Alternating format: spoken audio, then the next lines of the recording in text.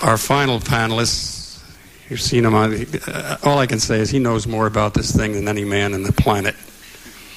The most respected newsman out of this whole thing. And if he tells you something, you can go to the bank on it because it's true. Hugh Aynesworth.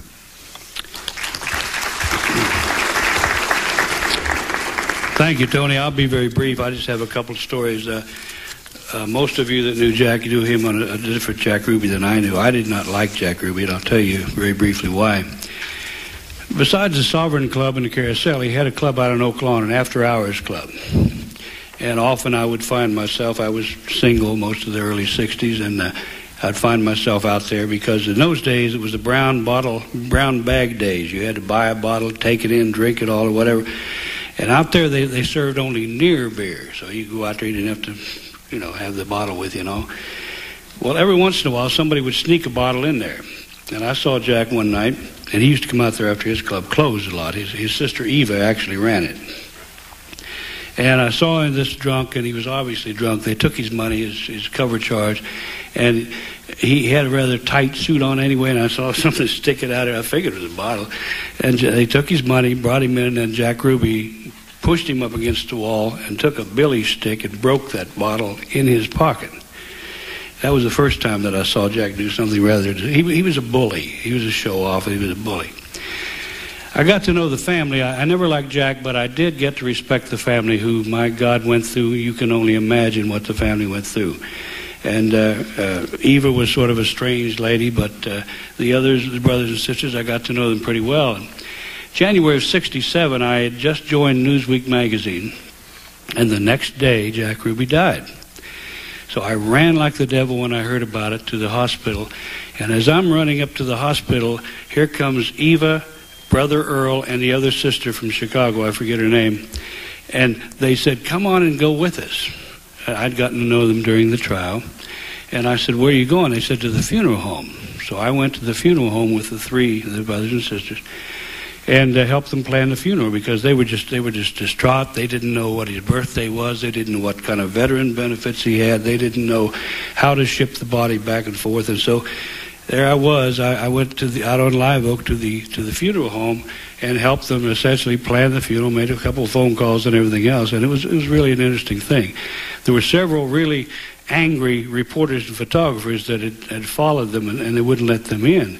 And I remember that's probably when I made my first enemies because they would shout, Aynesworth's in there, why can't I get in there? And they were clawing the windows and the doors. And I remember Shelley Katz particularly, but but he does that all the time, I'm telling you. But anyway, as a result of this, the family invited me to be the only newsman inside the closed funeral in Chicago. And, of course, I just joined Newsweek, as I said, the day before he died, so Newsweek was very, very glad to have me do that. So I went up there, and they had the House of Shiva, and we went to the family's house, of course, and it was a sad occasion. There were bomb threats. There were all kinds of strange things that went on. But I already knew and already had felt in those days preceding, in the 2 years, 3 years preceding that there were conspiracy people out there that were making up stories that would do anything to get a story. And I figured if indeed Jack Ruby is buried without someone looking at him, that they're going to dig him up someday. They're going to put pressure and say that's not really Jack Ruby that died.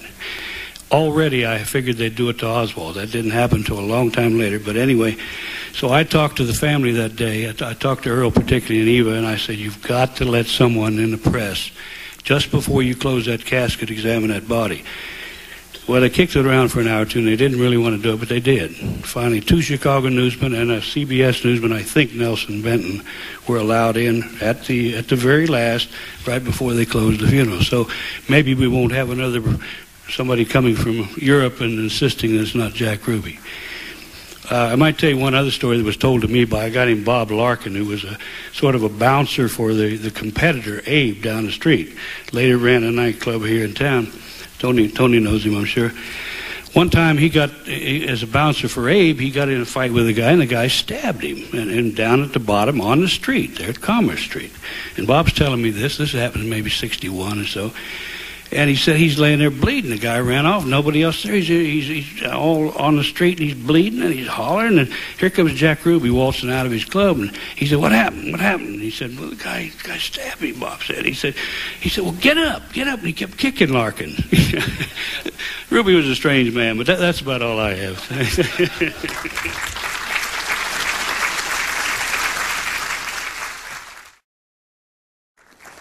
Hugh Aynesworth has already been introduced. His fabulous background has been relayed to you. But I talked Hugh into maybe adding a couple of PSs to what we have going here this morning.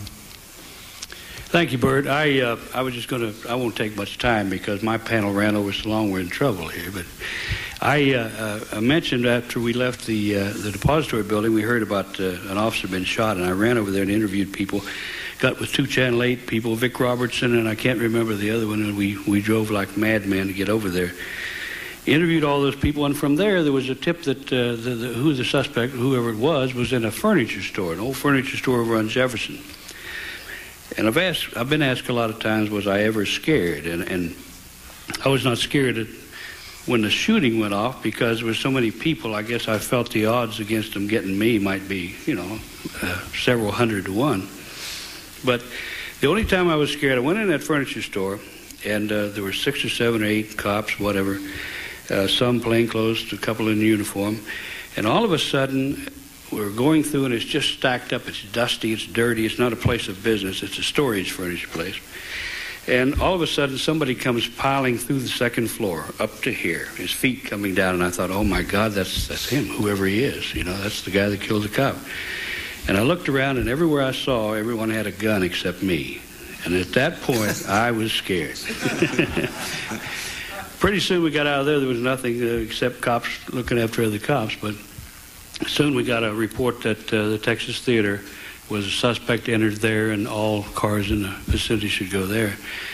That was only 4 or 5 blocks, so I ran like the devil and got in there. Just about, I would assume, just less than a minute before Oswald was captured. I remember looking through the thing, and already the lights had been brought up a little bit. It was about half lights on, and there were people coming up both aisles.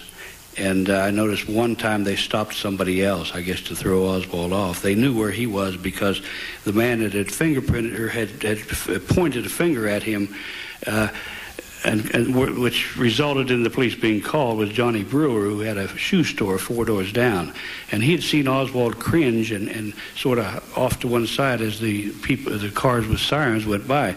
And after they went by, then he saw, he followed Oswald out to the thing, thought it was unusual, saw him go in the theater. He was the one that later went in the back and told the police through the thing where that's him there. But they didn't want to go straight to Oswald because they didn't know if he was armed or not.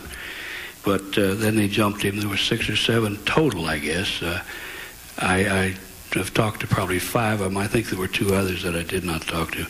Oswald made quite a fight for a little guy, and I remember him he was yelling, "I protest this police brutality." And he said that 3 or 4 times. One thing I never understood, there was a policeman, as they brought him out, there was a policeman with a big Stetson and kept holding it over his face so that some of the photographers didn't get his face for a while. I never understood why he was protecting him in that way. Afterward, I don't know where I got this. I'd asked Jim Ewell if he told me, but later that afternoon I started going around to the places Oswald had lived, and I don't know where I got those addresses. I really don't. But I remember one time it was very embarrassing. I went to one of the places Oswald lived, I believe on Neely Street, and I knocked and I knocked and I knocked because I wanted to find out if anybody knew him, and if, this man who, in a sort of a stage of undress, came to the door very, very angry at me and spoke Spanish and did not speak much English, and he could not understand why I was there, and I couldn't understand what he was doing, and I looked and I saw he had a lady friend that he was doing it with, and I got out of there in a hurry. Earlier I'd gone by, I'll make this very brief, but I went by the 1026 Beckley and interviewed the lady that was the landlady there at great length. And one thing, she tried to give me the signature thing that Oswald had signed in, O.H. Lee. And she said, the FBI just left and they didn't take this. Well, you want this? Do you want this? And I said, no, I don't want this. They'll be back for it, I'll bet. I want to apologize for the fact that we haven't had time for questions. We've had just a few questions. There's one question here, though, directed to Hugh, and I know he'll be brief, so we can get with our break and start the other. What book, in your opinion, has the most factual coverage of the assassination and other events of the weekend? And then the second part, what is your opinion of Case Closed? For Hugh. Well, I think the best book was probably Jim Bishop's, because he didn't get into any conspiratorial situation. Once you throw 100 different conspiracies out, that becomes a very complex thing. And there is no book that has done the whole thing, really. There's no market for it, been no market for it. Now, Case Closed has come along and is swerving public opinion, I think. And you can tell this by the ferocity with which it's being attacked by all the conspiracy theorists.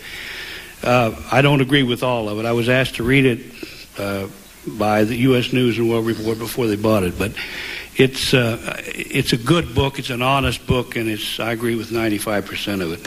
Okay, thanks, Hugh.